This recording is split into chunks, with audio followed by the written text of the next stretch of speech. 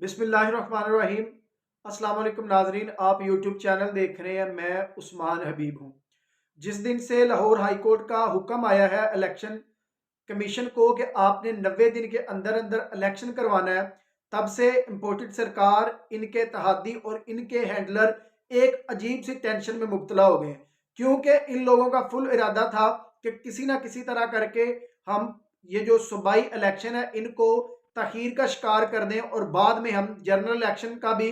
हम उसमें 1 या 2 साल का डिले डाल देंगे और अपनी मर्जी से इलेक्शन करवाएंगे। सारा निज़ाम जिस तरह पहले हमारी मर्जी से कंट्रोल हो रहा है, इसी तरह हमारी मर्जी के मुताबिक सारा निज़ाम कंट्रोल होगा और जब हम चाहेंगे मुल्क को इलेक्शन की तरफ ले जाएंगे। आईजी, पंजाब के आईजी वो अदालत के सामने वो इन्होंने पेश करवा दिए।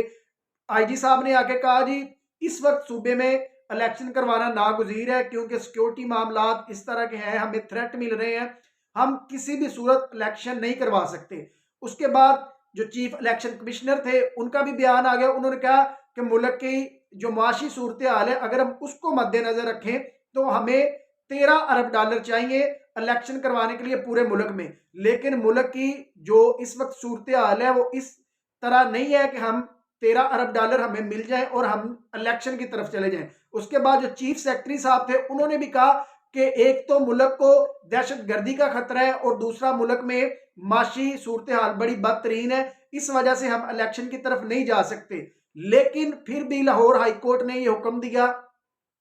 कि आइन में यह वाजे लिखा है कि जब एक असम्बली तहलील हो जाए तब 90 दिन के अंदर अंदर आपने इलेक्शन करवाने हैं। इस मसले को लेके इंपोर्टेड सरकार, इनके तहादी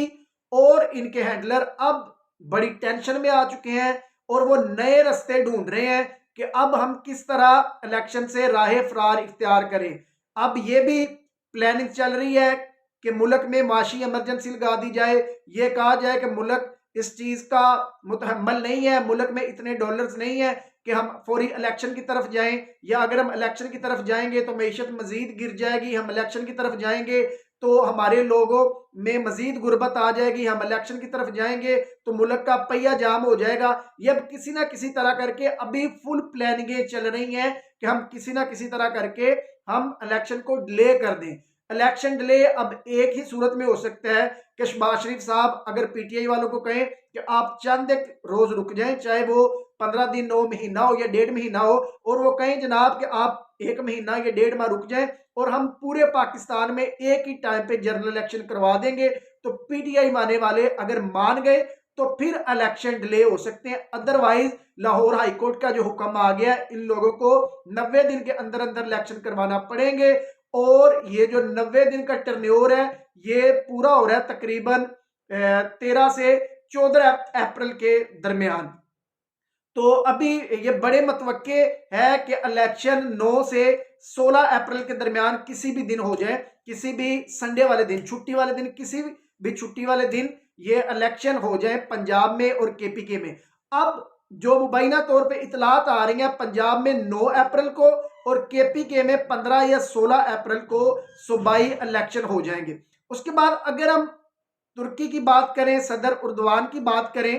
तो तुर्की इस वक्त बदतरीन जल्जले की लपेट में आया हुआ है, तुर्की और शाम। और तुर्की में 24 मई को इलेक्शन होने थे। तुर्की इस कदर बदहाली के बावजूद तैयब उर्दगान ने यह ऐलान कर दिया है कि मुझे पता है कि हमारे मुल्क में इस वक्त हालात ठीक नहीं है, लेकिन फिर भी मैं इलेक्शन को डिले नहीं करूंगा, इलेक्शन अपने टाइम पे 24 मई को ही होंगे। एक तरफ उर्दगान साहब है जिनके मुल्क में इतनी बड़ी आफत आई हुई है और दूसरी तरफ शहबाज शरीफ साहब, इनके तहादी और इनके हैंडलर्स हैं जो मुल्क बिल्कुल ठीक है। और अगर मुल्क की मुआशी सूरत हाल की बात करें तो मुआशी सूरत हाल ये खुद मुल्क की दिन ब दिन डाउन कर रहे हैं। हमारे जो इन्होंने एक टीम बनाई है जो इनको ये बताती है कि आप ये वाले अमल करें तो आपका मुल्क कुछ उसमें स्टेबिलिटी आ सकती है। जो डॉलर रोज ब रोज हमारे जखायर से गिर रहे हैं, तो उन्होंने कहा जी सबसे पहला काम तो ये है कि आप अपनी कबीना 30 के करीब ले आए। इन्होंने 80 से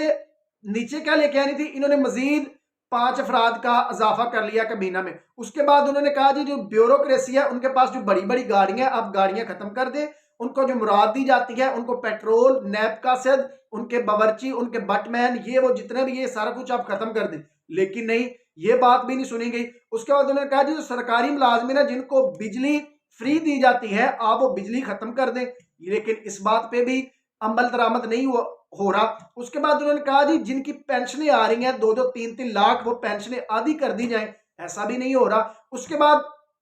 वो जो मुआशी टीम है उन्होंने कहा जो गवर्नमेंट मुलाजमीन है जो रिटायर हो गए हैं जिनको एक से ज्यादा प्लाट है जिनके पास, उन प्लॉट्स की नीलामी की जाए तो बाकी जो प्लाट है उनको बेच दिया जाए, तो इस तरह मुल्क में स्टेबिलिटी आ सकती है। इस बात पे भी नहीं आ रहे, बस एक चीज पे ये आ रहे हैं कि हमने पाकिस्तान में इलेक्शन नहीं करवाने, चाहे जो मर्जी हो जाए। अब पाकिस्तान में एक नई जमात इंट्रोड्यूस करवाई जा रही है जिसमें शाहिद खान अब्बासी हैं, मुस्तफ़ा नवाज खोखर है, मिफ्ता इस्माइल है और चौधरी निसार साहब है। और ये वही जमात है जिस जमात में शमूलियत के लिए शेख रशीद पे भी ये लोग दबाव बढ़ाते रहे कि आप इमरान खान को छोड़े और आप इस जमात में आ जाएं, क्योंकि इनको जो इनके हैंडलर है उनको पता चल चुका है कि ना तो पीपल्स पार्टी आगे आएगी ना नून लीग आएगी, तो हम कुछ भी तरह करके एक नई जमात बनाएं जो पीपल पार्टी को थोड़ा सा टफ टाइम दे दे। ये जो मर्जी कर ले, इमरान खान 2/3 अक्सरियत से नहीं बल्कि 3/4 अक्सरियत से आ रहे हैं। जितने भी सर्वे हुए हैं चाहे वो पाकिस्तान की एजेंसियों ने करवाए हैं, चाहे किसी प्राइवेट सेक्टर ने करवाए हैं, या चाहे सफारत खाने वालों ने करवाए हैं, जितने भी सर्वे हुए हैं उनमें जो 75% से 80% तक जो विन करने के चांसेस है वो इमरान खान साहब के हैं और इमरान खान साहब फुल मेजोरिटी से आ रहे हैं। उसके बाद सऊदी वली अहद मोहम्मद बिन सलमान वो भी इमरान खान की हिमायत में अब खुल के सामने आ गए हैं और अब इस तरह से लग रहा है कि इमरान खान साहब से जो सुर्ख बत्ती इन पे लगी हुई थी, जो इन पे एक क्रॉस लगा दिया गया था, अब वो क्रॉस अब हटाया जा रहा है और इन लोगों को भी पता चल चुका है कि पाकिस्तान में आखिरी हल अगर पाकिस्तान को इस मुआशी बहरान से कोई बंदा निकाल सकता है तो वो इमरान खान है, क्योंकि